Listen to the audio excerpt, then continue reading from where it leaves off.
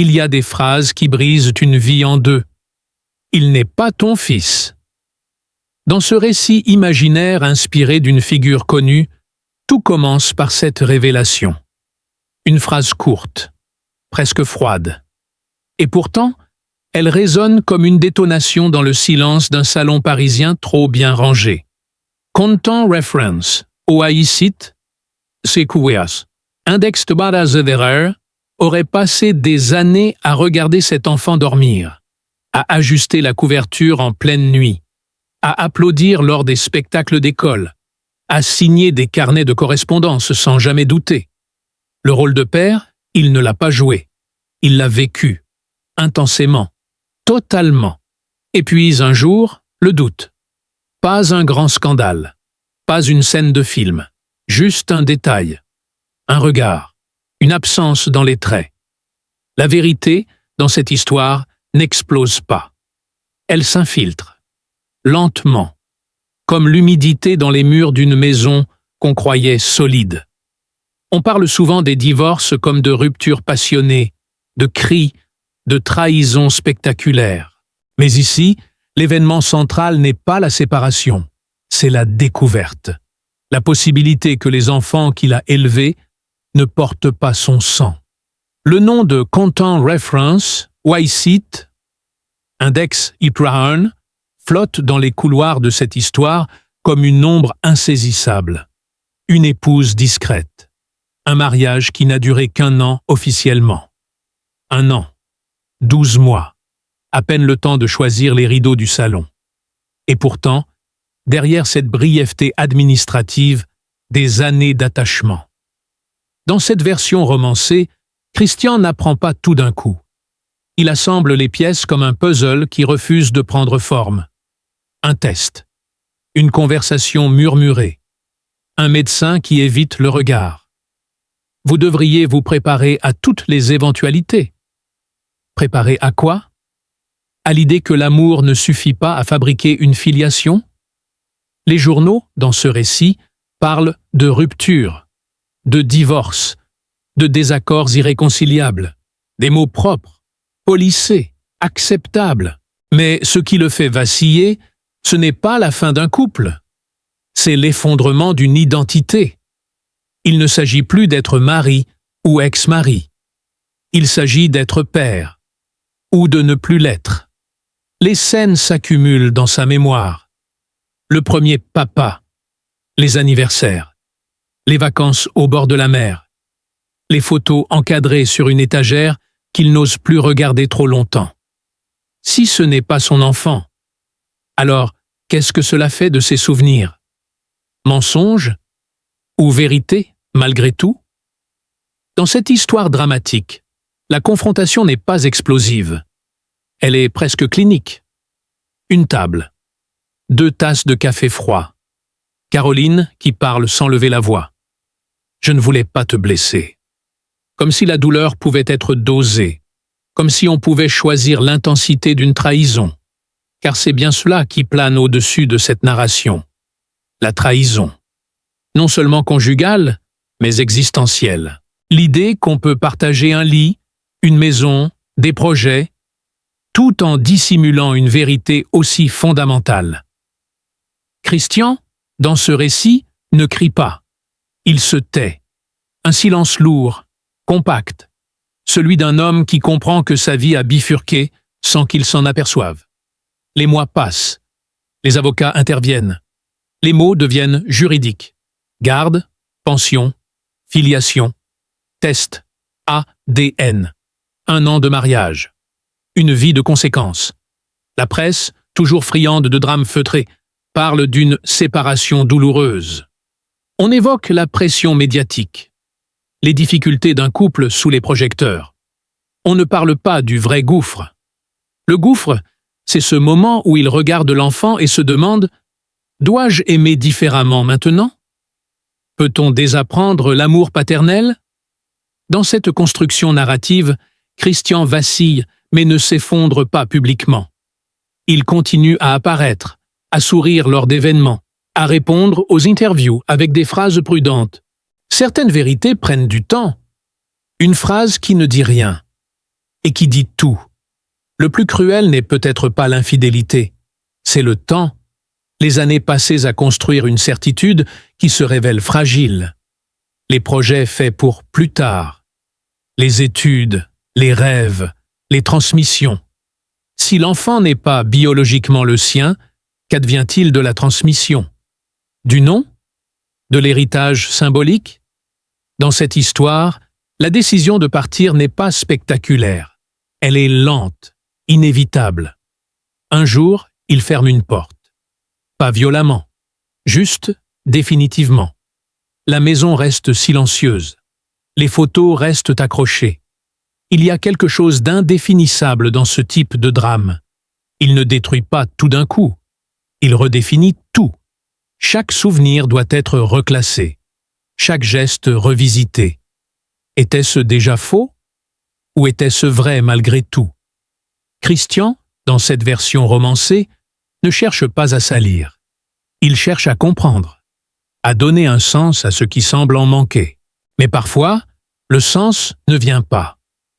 On dit qu'un homme peut survivre à une rupture, à un scandale, à une humiliation. Mais peut-il survivre à la remise en question de sa paternité? Les amis parlent de résilience. Les proches parlent de dignité. Les médias parlent de courage. Lui ne parle presque pas. Et c'est peut-être cela, le plus troublant. Un homme qui découvre que les fondations de sa vie étaient construites sur un secret. Un secret qui ne s'efface pas avec un jugement de divorce. Car même si la loi tranche, même si les tests confirment, même si le mariage n'a duré qu'1 an officiellement, les années d'attachement, elles, ne s'annulent pas. Dans le miroir, il ne voit plus seulement un acteur, ni un ex-mari. Il voit un homme confronté à une question brutale. Qu'est-ce qu'être père? Le sang? Le temps? L'amour? Et dans le silence de son appartement désormais vide, une autre interrogation demeure, suspendue comme une note inachevée. Si tout cela était une erreur, pourquoi la douleur, elle, semble-t-elle si réelle? Le matin, il se lève toujours à la même heure. 7:12. Pas septini stundas desmit minutes. Pas septini stundas piekpad smit minutes. 7:12. Un détail. Mais les vies brisées tiennent souvent à des détails. Dans la cuisine, la cafetière italienne grince doucement. Il ne supporte plus les machines automatiques. Trop rapides, trop efficaces. Il préfère attendre que l'eau frémisse, que le café monte lentement, comme si le temps pouvait encore obéir à un rythme humain. Sur la table, il y a encore un dessin. Un soleil disproportionné. Un bonhomme avec des bras trop longs. Et en bas, écrit en lettres maladroites, « Papa ». Christian Vadim ne l'a pas décroché du mur. Il aurait pu, il aurait dû, peut-être. Mais il ne l'a pas fait. Il s'approche parfois. Il touche le papier du bout des doigts. Comme si le mot allait changer. Comme si les lettres allaient se réorganiser pour lui donner une réponse. Dans le salon, le canapé garde encore l'empreinte d'un corps d'enfant qui sautait dessus, malgré les interdictions. Il revoit la scène avec une précision presque cruelle. Les rires, les coussins au sol, la fausse colère. « Descends de là !» Il jouait au père strict. Il aimait ça. Aujourd'hui, il se demande s'il jouait seulement un rôle. Il y a aussi cette boîte, dans un tiroir du bureau. Une petite boîte en bois. À l'intérieur, les premiers chaussons. Un bracelet de maternité. Une mèche de cheveux conservée avec une délicatesse presque superstitieuse. Il l'ouvre, il referme. Comme si chaque objet pesait plus lourd que son propre corps. La révélation n'a pas tout détruit en 1 seconde. Elle a fissuré, lentement, méthodiquement, comme un verre qui se fend sous une pression invisible. Il se souvient du jour précis où le doute est devenu concret. Un cabinet blanc, trop blanc, une odeur d'alcool médical, un silence professionnel. Le médecin parlait calmement, trop calmement. Il n'a retenu qu'un mot. Incompatibilité. Ce mot a glissé dans son esprit et n'en est plus sorti. Depuis, tout est devenu suspect. Les traits du visage, la couleur des yeux, la façon de sourire. Il se surprend à scruter des photos anciennes, à comparer des profils, des silhouettes. Il déteste cette version de lui-même, un homme qui analyse l'ADN d'un souvenir. Il marche beaucoup maintenant, longtemps, sans destination précise. Paris lui paraît différent, plus froid, plus vaste. Les terrasses où il riait autrefois lui semblent appartenir à une autre époque. Il passe devant une école. La sonnerie retentit. Des enfants sortent en courant. Cartables ouverts, lacets défaits. Son cœur rate un battement. Il reconnaît un manteau, une démarche. Pendant une seconde, il croit. Puis non, ce n'est pas lui, ce n'est plus le sien. Il reste là, immobile, au milieu du trottoir. Les passants le frôlent sans le voir. Il n'est plus une figure publique. Il est juste un homme qui tente de comprendre ce que signifie perdre quelque chose qui n'a peut-être jamais été biologiquement à lui. Le plus étrange, c'est que l'amour ne s'est pas évaporé. Il aurait presque préféré. La colère, oui. La trahison, oui. Mais l'amour, il est toujours là, intact, irrationnel. Et cela complique tout. Car si l'enfant n'est pas son fils, pourquoi son absence lui coupe-t-elle le souffle? Le soir, l'appartement devient trop grand. Les pièces résonnent. Il laisse parfois la télévision allumée, sans vraiment regarder. Juste pour ne pas entendre le silence. Il y a un petit bol bleu dans le placard. Un bol pour les céréales. Il ne l'a pas rangé avec les autres. Il est resté à part. Comme un témoin, comme une preuve que quelque chose a existé. Dans cette histoire, il ne s'agit pas seulement d'une trahison conjugale. Il s'agit d'un effondrement intime, une redéfinition brutale de soi. Qui est-il sans ce rôle? Il relit d'anciens messages. Des « Bonne nuit, papa ». Des « Tu viens me chercher ». Chaque mot est un clou. Il pourrait choisir la colère, attaquer, exposer, accuser. Mais il choisit le silence. Un silence dense. Il croise parfois le regard de Caroline Buffalini dans des souvenirs qui refusent de disparaître. Une scène dans une cuisine, tard le soir. Elle lui avait dit « Ce n'est pas si simple ». Il n'avait pas compris. Aujourd'hui, il comprend que rien n'est simple quand la vérité arrive trop tard. Il y a une scène qu'il n'arrive pas à effacer. Un anniversaire, des bougies, une main d'enfant qui attrape la sienne pour souffler ensemble. Ce geste, instinctif, naturel, s'il n'est pas le père biologique, qu'est-ce que cela change à ce moment précis? Il se surprend à murmurer encore « Mon fils » quand il y pense. Puis il se corrige. Puis il se déteste de se corriger. Vous qui lisez cette histoire, vous êtes peut-être assis quelque part, dans un salon calme. Imaginez un instant que les souvenirs que vous considérez comme les plus vrais soient remis en question. Pas effacés, remis en question. Imaginez que l'on vous dise « Ce lien que tu croyais indestructible repose sur un mensonge ». Regardez autour de vous. Une photo, un objet, un son, et demandez-vous « Si demain on vous disait que tout cela n'était pas ce que vous pensiez, que resterait-il » Christian, lui, ne trouve pas encore la réponse. Il garde les photos. Il garde le bol bleu. Il garde le dessin. Parce que même si le sang ne circule pas entre eux, le temps, lui, a circulé. Et le temps laisse des traces que ni un test ADN, ni un jugement de divorce ne peuvent effacer. Parfois, tard la nuit, il se surprend à imaginer une autre version de la réalité. Une version où la vérité n'aurait jamais été révélée. Où il aurait continué à vivre dans cette certitude fragile. Est-ce que l'ignorance aurait été plus douce? Ou est-ce que le mensonge aurait fini par tout corroder de l'intérieur? Il ne sait pas. Il sait seulement qu'il y a un vide étrange. Pas celui d'un homme sans enfant, celui d'un homme qui a été père et qui ne sait plus comment nommer ce qu'il est devenu. Dans l'armoire, un petit manteau d'hiver attend toujours. Il ne l'a pas donné, il ne l'a pas jeté. Il reste suspendu, comme cette histoire, comme cette vérité qui continue de respirer, même dans le silence. Il y a un moment, dans les drames silencieux, où l'on cesse de chercher la vérité, et où l'on commence à chercher qui l'a cachée. Ce n'est pas pareil. La vérité, c'est un fait. Quelque chose de net, de dur, presque géométrique. Mais qui l'a porté sur le dos pendant des années? Qui l'a protégé? Qui l'a arrangé? Qui l'a entouré de phrases douces, de sourires, de « ne t'inquiète pas », de « c'est la vie », de « tu te fais des idées ». Christian Vadim n'a pas dormi cette nuit-là. Pas vraiment. Il a fait semblant. Il a fermé les yeux. Il a même compté jusqu'à 1000, comme un enfant qui espère que le monde changera s'il compte assez longtemps. Mais il y avait ce bruit, un bruit minuscule. Le téléphone, sur la table basse, qui vibrait une seconde, puis s'arrêtait. Comme si quelqu'un écrivait, effaçait, réécrivait. Il ne l'a pas regardé. Pas tout de suite. Parce qu'il y a des instants où on sait, sans savoir. On sent que si on avance d'un pas, il n'y aura pas de retour. Le matin, il a trouvé le message.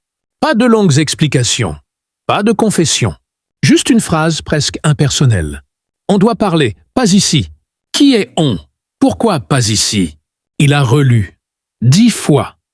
20 fois. Cette phrase avait une odeur de coulisses. Une odeur de rendez-vous discret. D'endroit où l'on ne croise personne. Il a répondu simplement « Quand ?» 3 points de suspension. Pas de date. Pas d'heure. Rien. Et là, quelque chose a commencé à l'irriter plus que la douleur elle-même. Le flou. Ce flou intentionnel. Ce brouillard soigneusement maintenu. Parce que dans cette histoire, rien ne se donne franchement. Tout se suggère. Tout se glisse entre les lignes. Il a repensé au médecin. À son ton. À la manière dont il avait regardé le dossier, puis détourné les yeux, comme s'il voulait éviter de voir l'homme en face. Il y a parfois des erreurs administratives. Erreur administrative. Un mot pratique pour couvrir une bombe. Christian a commencé à fouiller dans les choses simples. Les petites incohérences, les détails qu'on ignore quand on aime. Un carnet de santé avec un tampon légèrement différent. Une date corrigée à la main. Une photo de maternité où quelqu'un avait été coupé au cadre. Volontairement ou par hasard, impossible à savoir. Et surtout, une absence. Dans tous les souvenirs, il y avait ce visage qui revenait rarement, comme un personnage secondaire qu'on ne remarque que quand il devient essentiel. Un homme, pas un ami proche, pas un membre de la famille, officiellement. Juste un homme qui apparaissait au fond d'une fête, dans le reflet d'une vitre, dans un coin flou d'une image. Il ne se souvenait pas de sa voix. Mais il se souvenait de sa posture. Trop tranquille, trop à l'aise, comme quelqu'un qui connaît déjà la fin de l'histoire. Il a fouillé plus loin, dans les anciens messages, dans les emails, dans les petites notes qu'on laisse quand on pense que personne ne les lira. Il a trouvé une chose étrange, une conversation supprimée, mais pas totalement. Il restait la trace d'un nom dans la liste, un prénom seulement. J, un J sec. Comme une initiale de Roman, comme une porte entr'ouverte. Il a demandé à Caroline Buffalini, pas en accusant, en testant. « C'est qui, J ?» Elle a répondu trop vite. « Personne. » C'est toujours ça, le problème avec les mensonges, on répond vite pour fermer la question. On ne laisse pas la question respirer. Christian a attendu. Il n'a pas insisté. Il a juste noté, mentalement, la vitesse, le réflexe. Et puis, il y a eu cette autre chose, une enveloppe, sans timbre, sans adresse, glissée sous la porte un soir où il n'était pas là. Le concierge a juré qu'il n'avait rien vu. À l'intérieur, une feuille pliée en 4, pas de signature, une phrase manuscrite. Tu n'as pas tout compris, rien d'autre. Pas désolé, pas courage, pas pardon, juste tu n'as pas tout compris. Comme si ce qu'il croyait être le drame principal n'était qu'une partie du drame.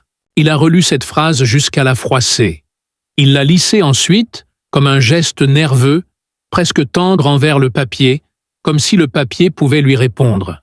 Le lendemain, il a commencé à se demander « Et si ce n'était pas seulement une trahison amoureuse? Et si c'était une organisation? Une mise en scène? Une vérité maintenue en vie par plusieurs mains? » Caroline avait menti, oui. Mais elle n'avait pas pu tout faire seule. Pas sur autant d'années, pas avec autant de précision. Quelqu'un avait aidé, quelqu'un avait couvert, quelqu'un avait conseillé. La famille? Un avocat? Un médecin? Un ami? Il n'avait pas les preuves. Juste cette sensation. L'histoire était plus grande que le couple. Et c'est là que le mystère devient addictif. Parce qu'on ne cherche plus seulement une réponse, on cherche le réseau invisible autour de la réponse. Il a revu certaines scènes autrement. Ce dîner où Caroline avait insisté pour qu'il ne vienne pas à une échographie. « Ce sera rapide. Inutile que tu t'absentes. » Cette phrase, à l'époque, avait semblé banale. Aujourd'hui, elle brille comme un avertissement qu'il n'a pas entendu. Il a repensé à ce voyage, surprise, organisé au moment exact où des documents officiels devaient être signés. Il a repensé au prénom de l'enfant, choisi avec une obstination étrange. « Je veux ce prénom-là. » Pourquoi ce prénom? Pourquoi cette insistance? Des détails. Toujours des détails. Et puis, il y a eu cet appel. Numéro masqué. Une voix masculine. Calme. Vous voulez vraiment savoir? Christian n'a pas répondu tout de suite.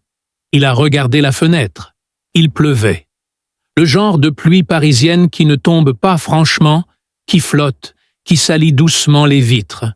La voix a repris. Parce que si vous ouvrez cette porte, vous ne pourrez plus la refermer. Qui parle comme ça? Pourquoi ce ton? Pourquoi cette menace douce? Christian a demandé. Qui êtes-vous?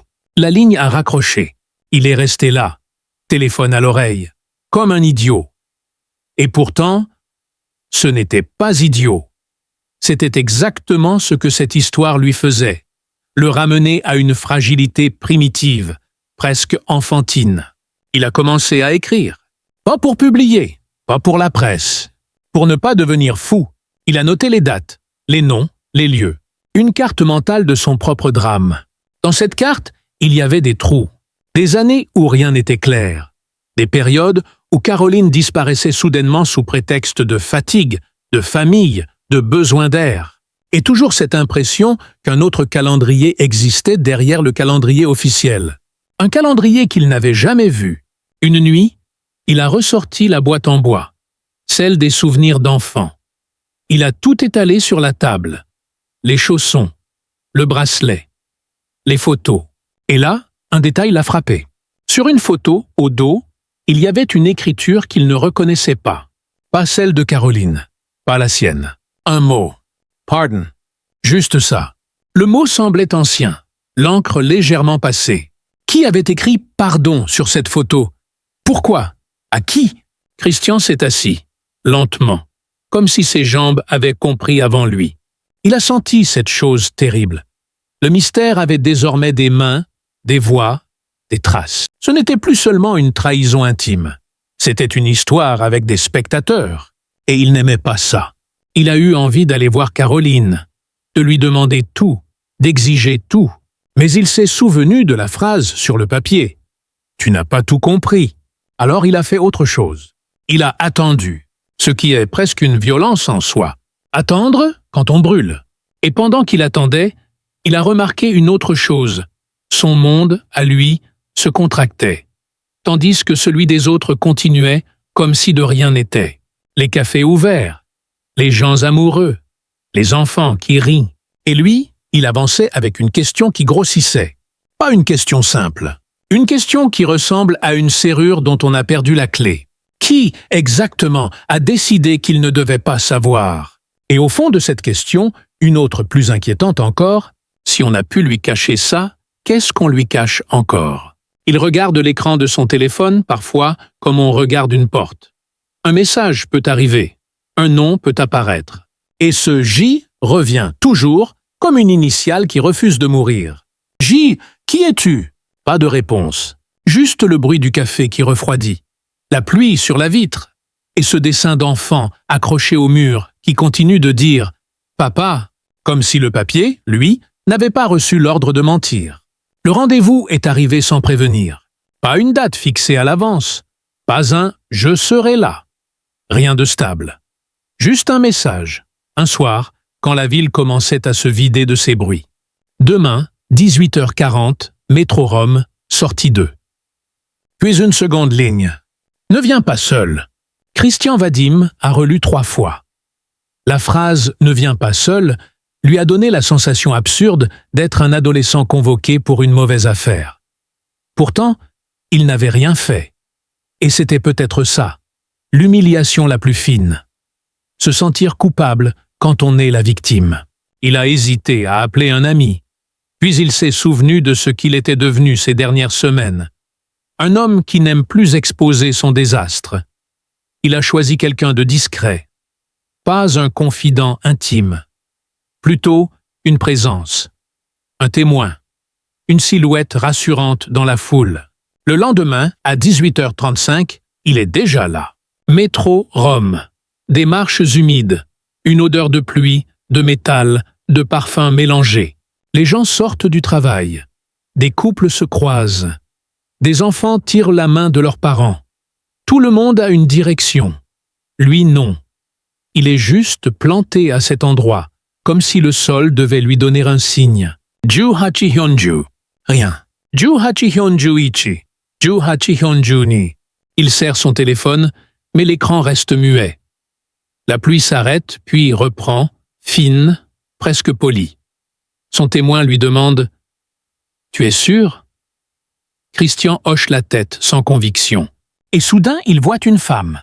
Pas Caroline. Une femme d'environ 50 ans, manteau sombre, cheveux attachés vite, le genre de visage qu'on oublie sauf quand il vous fixe avec insistance. Elle ne sourit pas.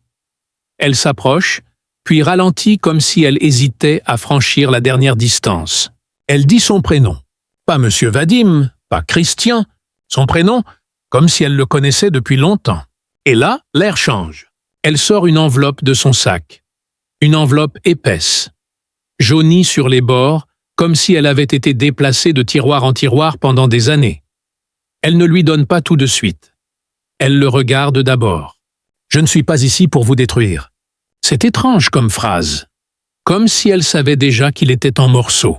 Christian ne demande pas qui elle est. Pas encore. Il regarde l'enveloppe. Ses mains restent immobiles, suspendues. Il pense au mot « pardon » derrière la photo. Il pense au numéro masqué. Il pense au « J ». La femme reprend « Vous avez élevé, vous avez aimé, et vous croyez que le mensonge vient d'une seule personne. » Elle marque une pause. Ce serait plus simple. Alors, finit par dire Christian, un seul mot, sec, presque violent. La femme baisse légèrement la voix, comme si le métro pouvait écouter. Il y a eu une décision, à une époque, une décision prise par plusieurs personnes, pour vous protéger, disait-il. Le mot « protéger » fait rire Christian, mais c'est un rire sans son, un rire de gorge serrée. Protéger de quoi? La femme glisse enfin l'enveloppe dans sa main.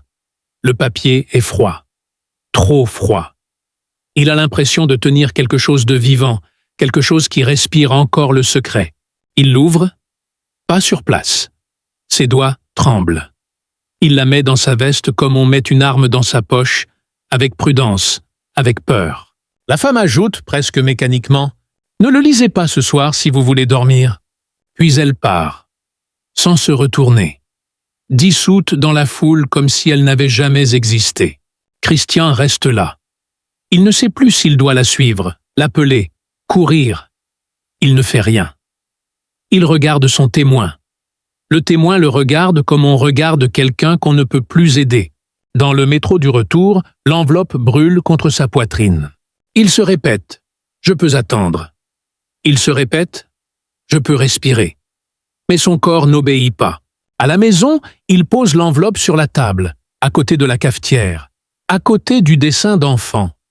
Cette juxtaposition lui donne presque envie de vomir. L'innocence à côté du secret. Il allume une lampe, une seule. Pas la grande lumière du plafond.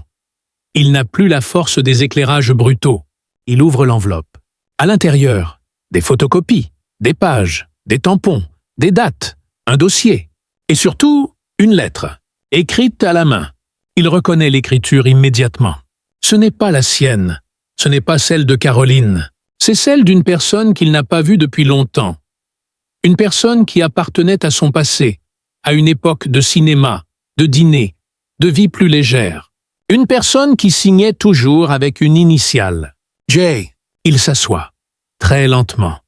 Le salon est silencieux comme une salle d'attente.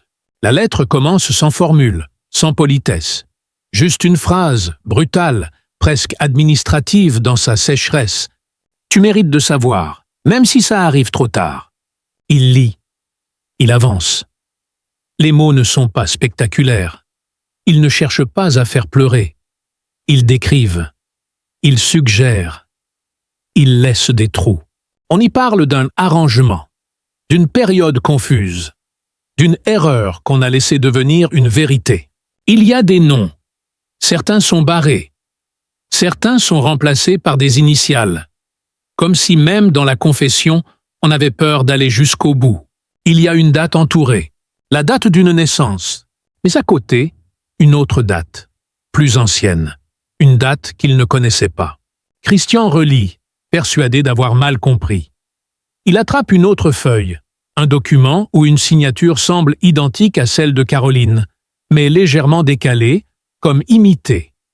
Un tampon d'hôpital, un tampon qui n'existe peut-être plus.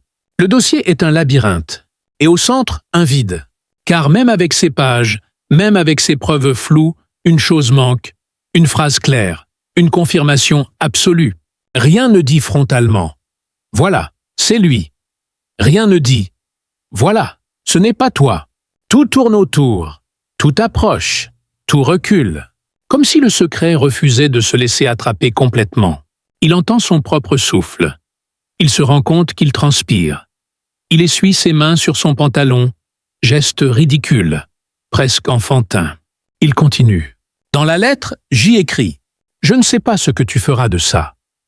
Je ne sais même pas si tu dois faire quelque chose. Je sais seulement que j'ai participé au silence, et que le silence finit toujours par coûter plus cher. Participer. Donc il y a bien eu des complices. Christian pose la lettre. Il regarde autour de lui. Son appartement est le même, et pourtant il a l'impression d'être dans une autre maison, une maison construite sur des fondations mobiles. Il entend un bruit dehors, une voiture, un rire, une porte d'immeuble. La vie continue. Et lui, il reste avec ses papiers, avec ce dossier qui ressemble à une vérité, mais qui n'en a pas la forme complète. Il prend son téléphone. Il tape « Caroline ». Il s'arrête. Son doigt reste au-dessus de l'écran. Il ne clique pas. Il imagine sa voix, son déni, sa fatigue, son « ce n'est pas comme tu crois ».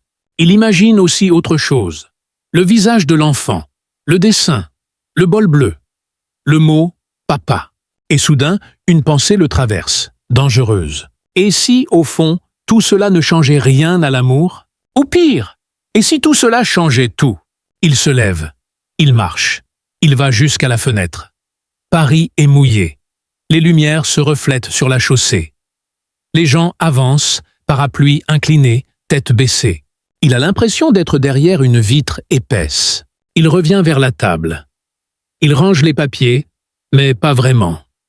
Il les empile maladroitement, comme si l'ordre pouvait calmer le chaos. Puis il voit l'enveloppe vide. Et là, un dernier détail tombe. Dans le rabat intérieur, au crayon, presque effacé, une phrase minuscule. Une phrase qu'il n'avait pas vue. « Ne lui dis pas tout, pas encore. » Christian reste figé. « Ne lui dis pas tout, pas encore. » Donc ce dossier lui-même est incomplet, volontairement incomplet. Quelqu'un a décidé qu'il ne devait pas tout savoir, même maintenant, même après la chute. Il sent quelque chose en lui se contracter, comme une corde qu'on tire. Il regarde l'heure. 23 hours, 17 minutes. Il pense à la femme du métro, à son ton, à sa manière de dire « pour vous protéger ». Il pense au « pas ici » du message. Il pense au « ne viens pas seul ». Tout ressemble à une pièce de théâtre où il n'a pas reçu le script complet. Il s'assoit de nouveau. Il prend une feuille blanche. Il écrit 2 colonnes. À gauche, ce que je sais. À droite, ce qu'on refuse de dire. La colonne de droite se remplit plus vite. Il sourit, encore une fois sans joie. Puis il entend un autre bruit. Son téléphone. Une notification. Un message. Numéro inconnu. Une seule ligne. Tu as ouvert l'enveloppe. Maintenant tu comprends pourquoi on avait peur. Il fixe l'écran. Il veut répondre. Il veut appeler. Il veut hurler. Mais il ne fait rien. Parce qu'il sent, au plus profond, que répondre, c'est franchir un seuil. Que le mystère n'est pas terminé. qu'il vient seulement de changer de forme. Il repose le téléphone face contre la table. Il regarde le dessin d'enfant, toujours accroché au mur. Le mot « papa » est là, stable, innocent. Insensible aux documents, aux signatures, aux initiales, aux peurs. Il pense « si je l'appelle, que dira-t-il » Il pense « si je ne l'appelle pas, que deviendra ce lien ?» Et il reste là, dans un appartement trop calme, avec une enveloppe vide, un dossier incomplet, un J qui ressemble à une porte. Et dehors, Paris continue de briller sur la pluie, comme si la ville savait garder les secrets mieux que les hommes.